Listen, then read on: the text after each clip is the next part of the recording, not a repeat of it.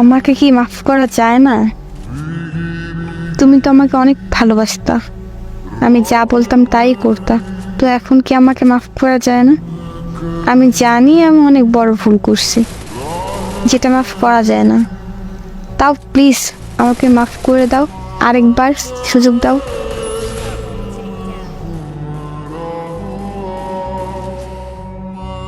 আপনি আমাকে ছেড়ে যাওয়ার পরে 2 মাস পাগলের মতো ছিলাম। কি করব কিছুই বুঝি নেই, এমনকি অনেক নেশাও করছি আপনাকে ভুলে যাওয়ার জন্য, তাও কাজ হইতো না। তারপর ধীরে ধীরে আপনাকে ভুলে যাওয়া শুরু করলাম, আর এখন আপনাকে প্রায় ভুলে গেছি বললেই চলে।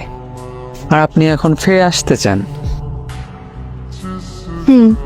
প্লিজ মাফ করে দাও। তুমি আমাকে যা বলবা তাই করব, যেভাবে চলতে বলবা সেইভাবে চলবো। তোমার পায়ে পড়ি, প্লিজ আরেকবার সুযোগ দাও। আমি নিজেকে অনেকটা শক্ত করে নিয়েছি। তুমি তো এমন আগে ছিল না। আপনি আমাকে এমন করছেন, বাধ্য করছেন, চাই নাই এমন হইতে। খুব কান্না করছিলাম আপনি ছেড়ে গেছিলেন যখন, কিন্তু লাভ হয় নাই কোনো। আর ছেড়ে যাব না, অন্য ছেলেদের সাথে কথা বলবো না, তুমি যা বলবা তাই করব। শোনেন, ওই দিন বলছিলাম না আপনার হিসাব দুনিয়ায় মিলিয়ে দিবে, সেইটাই দিছে।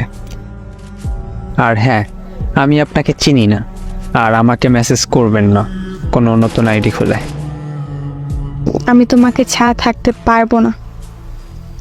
ইবু প্লিজ মাফ করে দাও। কোনো চান্স দিতেছি না, আর ভালো থাকবেন।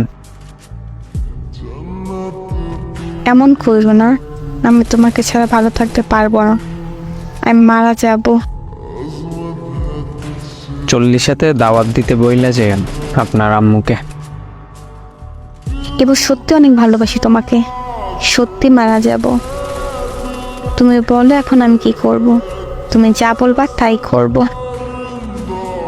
বলার কিছু নাই, আমি আপনাকে আর আপন করে নিতে পারবো না, সরি।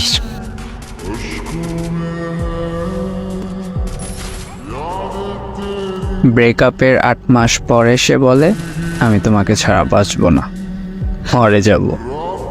ফাইজলামো যত সব।